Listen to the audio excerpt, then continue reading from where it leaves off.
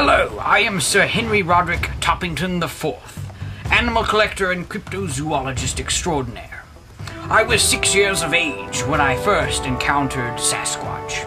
It was a fateful day. Our family was on a bug collecting trip in Yellowstone National Park. It was a bright, sunny day, but all of a sudden a young Sasquatchling fell out of the woods and came about our picnic basket. Well, we attempted to salvage the rest of our lunch, to the Sasquatchling's dismay, but it let out a cry, and before we knew it, an angry Sasquatch mother, a she-squatch, to be grammatically correct, came out of the woods and proceeded to protect its young.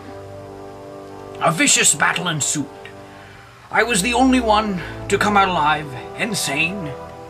My sister, the only other survivor, has been institutionalized out of sheer fright. That was my first encounter with the Sasquatch. That encounter plagued me for many, many years. The only resolve, I thought, was to hunt a Sasquatch down and let it know how I felt. So I committed my life to finding a Sasquatch. Just recently, I'd heard whispers that a Sasquatch had been sighted in the Canadian wilderness. I proceeded to assemble a team of trackers, hunters, and scientists to help me realize my dream.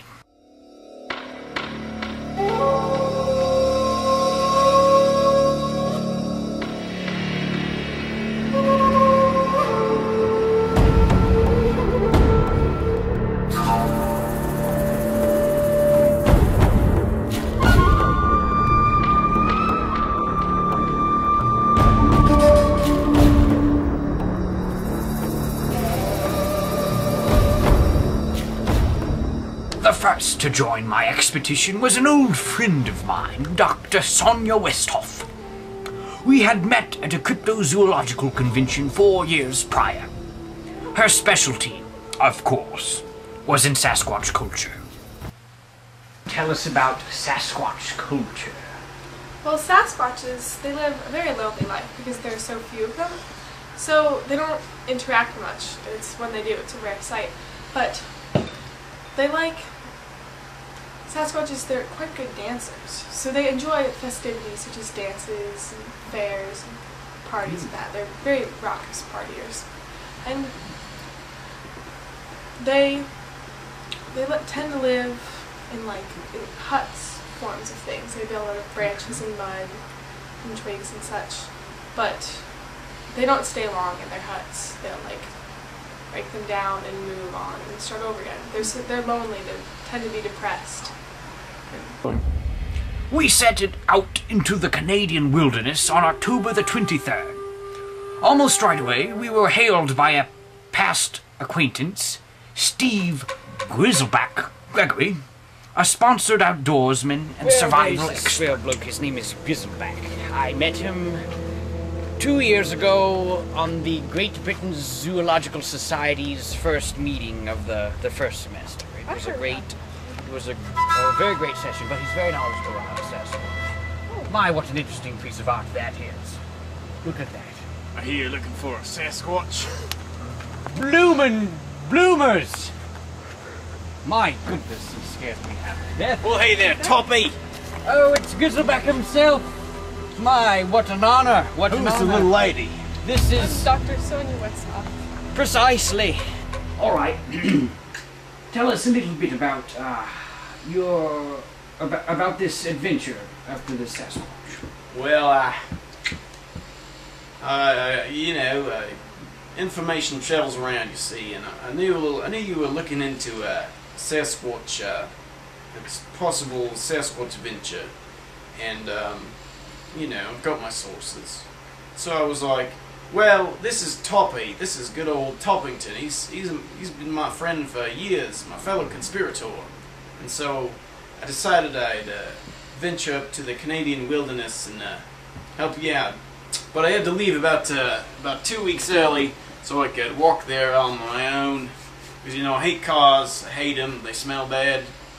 I prefer to just run or walk or, rollerblade or something like that. Okay. Alright, so how's the search going? Not so well. We don't have much of a team.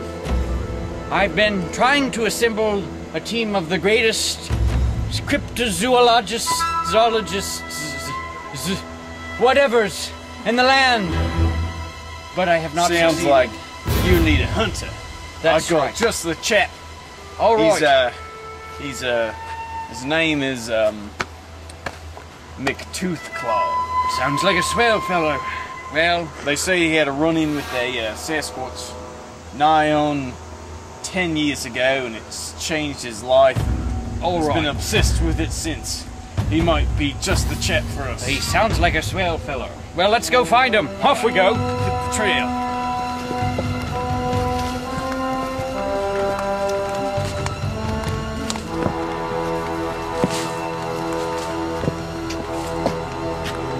Where was the last sighting? It was near here actually. Like, you know, the stories that the villagers have been saying, it could be true because the last real Sasquatch sighting is about 50 miles off here. That's within a day's walk. Let's go. A day's walk? I'd do 50 miles in an hour. We're losing daylight.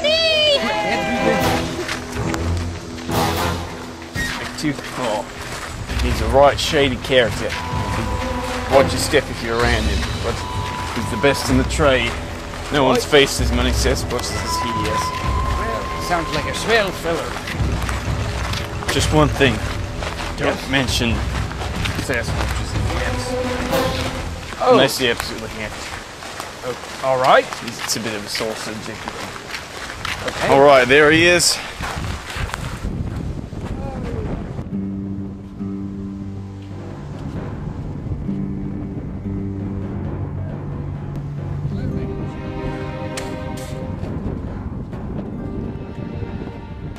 I'm Bueno, Miss. Nice to meet you, buddy.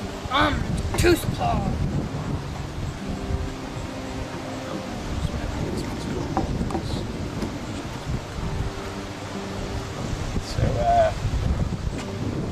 So what's Mr. Obisme doing out here? Nothing really. Just sitting around, talking to our Toothclaw.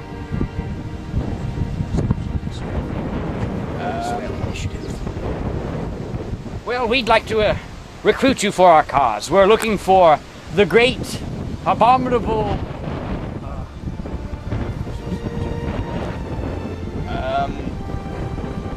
Big hairy man. Yes, Yeah. a big hairy man, about the size of 3 wildebeests stacked on top of each other, with the ferocity of an army of bears. It's more like a...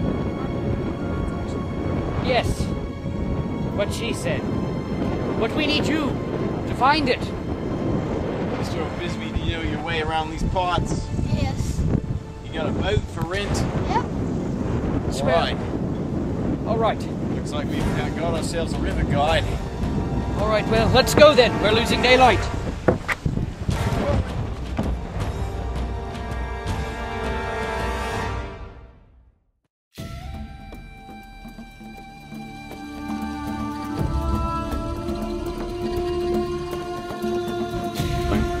McToothclaw and his river guide were a worthy part of our expedition, but they remained a mystery, both declining an interview.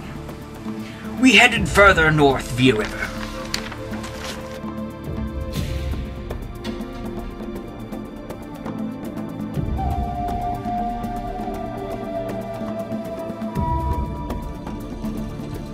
Did you see that? Did you see that? Right there! Moving! You didn't see that? No, I didn't see it. There was something moving over there. What? Is it... It was a big hairy ape thing. Yeah, it's probably just a koala. Koala? How could there be sharks in these waters? They're fresh water. 20 feet. Oh, They're freshwater barracudas, though. Sasquatch if I ever saw it. I think you're just paranoid, mate.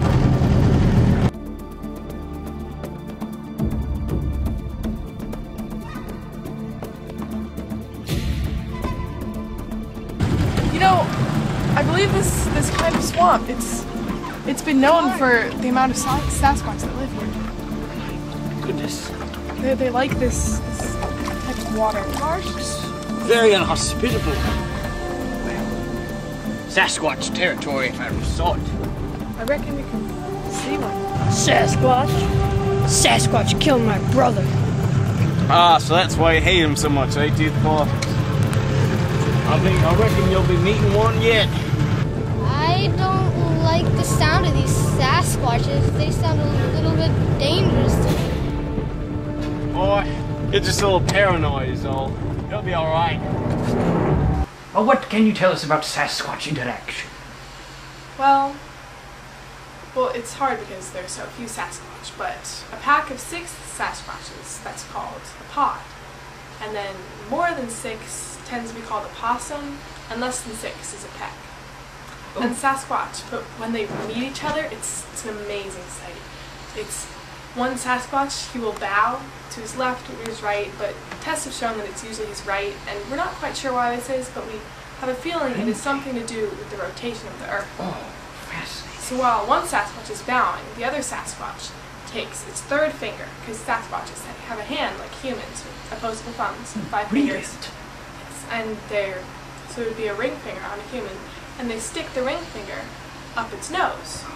See, Sasquatch, they have their fingers are about 5 to 6 inches in length, so they stick it about 3 inches or so up its nose, and we think, and they'll pause while one Sasquatch has his finger up his nose, the other is bowing, and we believe that there's some sort of thought process going on between them, where they share information like what tribe they're from, where they were born and raised, things like that.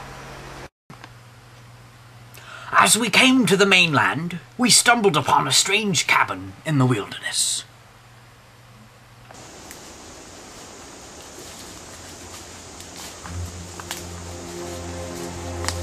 Look!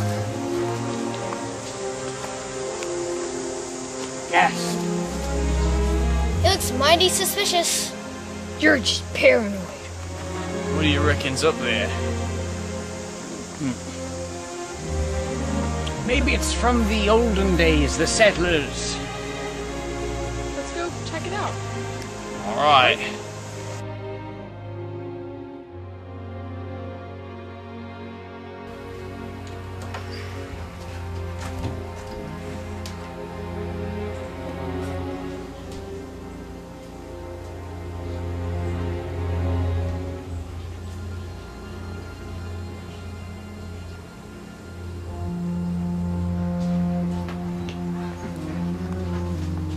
By Jove, this place is a mess. Yeah, what do you reckon this cottage is for? Looks of it, a bunch of traps. Capesing around the countryside. This macaroni is still warm. I think somebody still lives here.